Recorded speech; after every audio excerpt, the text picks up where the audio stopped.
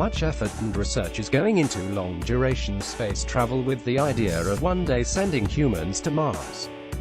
Worms would be critical to such a 12-24-month return trip, and to an eventual colony. Photo credit NASA. The effort is on to sending humans to Mars. In fact, NASA is aiming for a Mars mission perhaps by 2030, and there are other efforts as well. It will come as a surprise to most, but the humble earthworm, and a couple of other worm species, are vital components of eventually achieving this goal. The latest development is having worms reproduce in simulated Martian soil. Worms will be needed in order to provide nutrients to soil for vital food crops if man can ever travel to, or spend time on the red planet. Andrew Fazekas is an astronomer, author, and science astronomy columnist with National Geographic.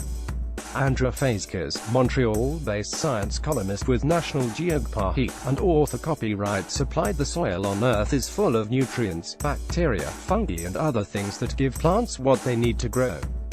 Worms have always played a vital role in nature by taking dead plant material and recycling it through their bodies, while bacteria further break down the waste into components that can be reused by plants. If humans are to survive at all on Mars, they will have to grow crops, and no part of a plant can go to waste. Worms would play a vital role in the recycling and in modifying the Martian soil. Scientists at a Dutch university have for the first time seen worms successfully reproduce in simulated Martian soil created by NASA. Martian soil is sterile and even toxic. Curiosity rover on Mars self-portrait May 11, 2016. The Martian soil is sterile and slightly toxic. Earthworms will be needed to help in the modification of the soil in order to grow food crops. Copyright NASA. Caltex. While the worms seem to do just fine in the simulated soil, much more needs to be done as the simulated dirt is missing a critical chemical called perchlorate. Microbes have little problem with the chemical and plants can grow in such soil, but most worms don't survive in the presence of high levels of perchlorate, but eating plants grown in a perchlorate soil can prove fatal to humans. The humble earthworm, a critical element in order to produce food crops in long-distance space travel, and eventually long-duration stays on Mars.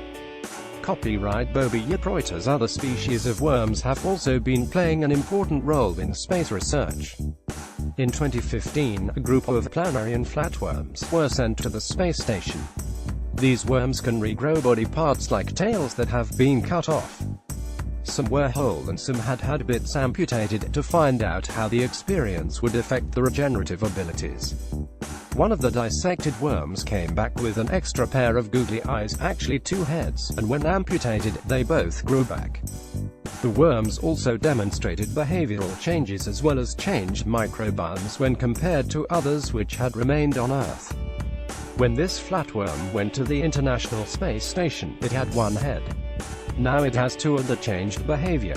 Copyright John G. Murakami Island Discovery Center. Tufts University scientists noticed that the water they had been living in for weeks aboard the space station had somehow changed as well. While the information shouldn't necessarily be transposed to human experience, it is providing more information on how space may affect us on a cellular level. This kind of study was also being examined with a microscopic worm known as C. elegans. British, Canadian, and American scientists in 2006. Thousands of these tiny C. elegans worms went to space to study long-term effects on DNA from microgravity and cosmic radiation. Copyright Simon Fraser University Canadian Press. In that case, the worms seemed to behave normally during 6 months in space. They experienced muscle losses to humans, but through several generations, remained as active as they normally would be.